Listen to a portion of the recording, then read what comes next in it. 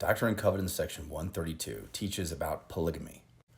You generally find members deal with this in one of three ways. First way that members deal with it is they say, there are some things that seem really weird and bad to us here on the earth, but in heaven, it's different and it's going to be okay.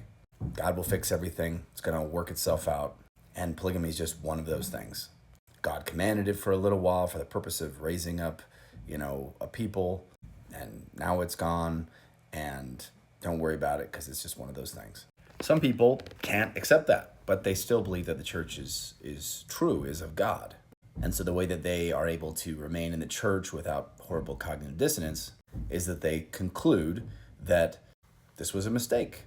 They think that, Joseph Smith goofed up, and sometimes when he thinks he's receiving revelations, his own brain is kind of adding things in there, and that's where D&C 132 comes from.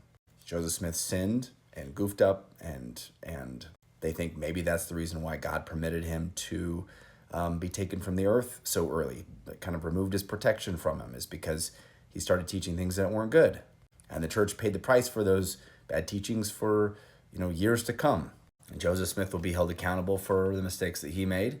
And eventually the church will get itself straight. And the getting rid of polygamy was one of the ways that it eventually got itself straight. That's what some people believe. That'd be like option 2 of how some people remain in the church. Option 3 that some people take is something I didn't even know about until recently. I don't know which of these options is right.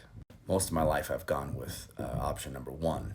But option 3 is that Joseph Smith wasn't the one that goofed up, but it was Brigham Young. People that support option 3 make the following argument.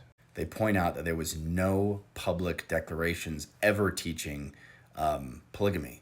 But on the contrast, there was actually lots of public proclamations that were saying that polygamy was a terrible sin. Joseph Smith was saying this, Hyrum Smith was saying this, and this was repeated over and over and over again. He was trying to stomp out something called secret wifery or spiritual wifery, and really trying repeatedly to get this out of the church because he knew that there were people that were doing this, and he excommunicated them when he found them. Like in the case of John C. Bennett. People that adhere to option 3 also point out that there was a section in the Doctrine and Covenants in the 1835 version, which was later removed. At the time it was called Doctrine and Covenants 101, but it was removed and the one was bumped back. But it basically taught that it was doctrinal, that polygamy is not to be practiced, that it's not good. That when people did practice it, this was not something the Lord was pleased with. But that later on, Brigham Young removed this section and replaced it with D&C 132, which people that believe in option number 3 point out was not given until decades after Joseph Smith's death by William Clayton, who they believe they have evidence that he lied about this, and that this was used to justify them doing something which Joseph Smith had forbidden. The other talking point that people that adhere to option 3 share is that Emma Smith, to her deathbed, and the rest of the family, all including William Smith and the others, and Lucy Smith, all say Joseph Smith never practiced polygamy, ever. And they was actually strongly opposed to it. And then all the quotes of people saying that he did practice it were all people who were practicing polygamy, contrary to what he was saying, something that he was trying to stop. And that they actually, when they would get people to sleep with them or marry them, they would say at the time, Joseph Smith told me this. And this is in the case in John C. Bennett. This is well documented. He said, Joseph Smith said I could sleep with all these people, and so you should sleep with me. And in the case of John C. Bennett, Joseph Smith found out about it, excommunicated him.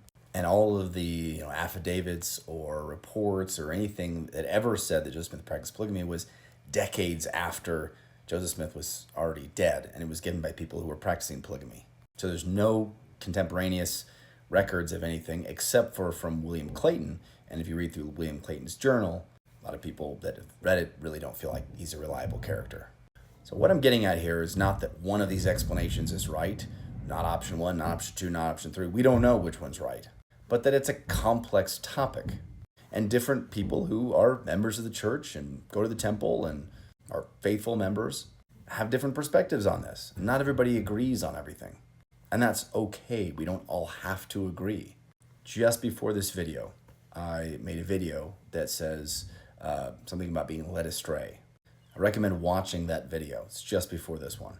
It explains that the church leaders doctrinally are fallible. We know that they make mistakes. Although church leaders make mistakes, this is not at odds with their statement that the church leaders will never lead you astray. They're not saying that they're infallible. Language is a really difficult thing.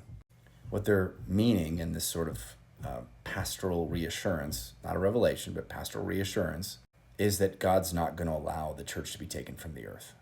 That even if there are some mess ups here or there, or policies that aren't good, or things that they say they're maybe subject to bias or mistakes, which there have been, that it's not going to result in the church being destroyed. God's not going to allow that to happen. And he's also not going to send you into outer darkness for striving to follow the prophet. That's not going to happen. Any one of those options, 1, 2, and 3, can make sense, and you can still be a faithful member of the church and believe that. We don't have all of the answers. We just don't. It's my testimony that God can and does work through the church of Jesus Christ. This is not the church of Joseph Smith or the church of Brigham Young or the church of Wilford Woodruff or John Taylor or President Nelson. This is the church of Jesus Christ. And I do believe that the leaders are doing the best that they can. I can't even express in words how much respect I have for our church leaders. And I sustain them. But sustaining them doesn't mean that I think that they're infallible or that they're perfectly free of bias or they never make mistakes or they never do the wrong thing. And some people have gone on here and said, well, if they can make mistakes, then what's the point of even having a prophet? If they can make mistakes, then that means that they're just like any other church leader in any one of these other churches. The difference is, I believe, it's my testimony, and I have personal witness, that this is the church of Jesus Christ.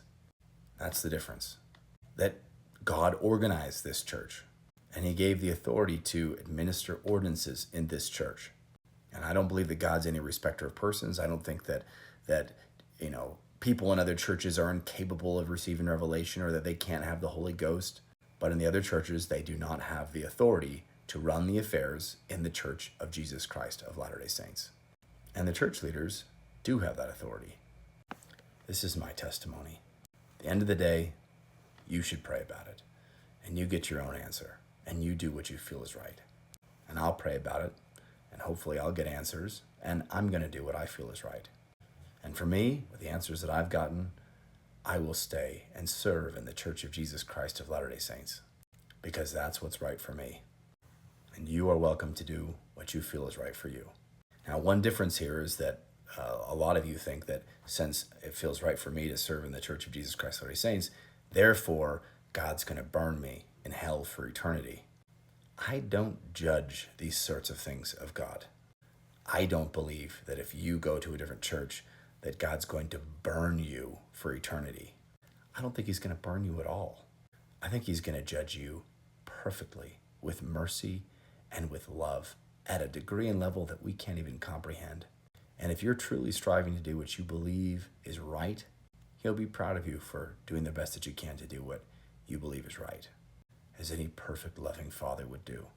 That is my testimony.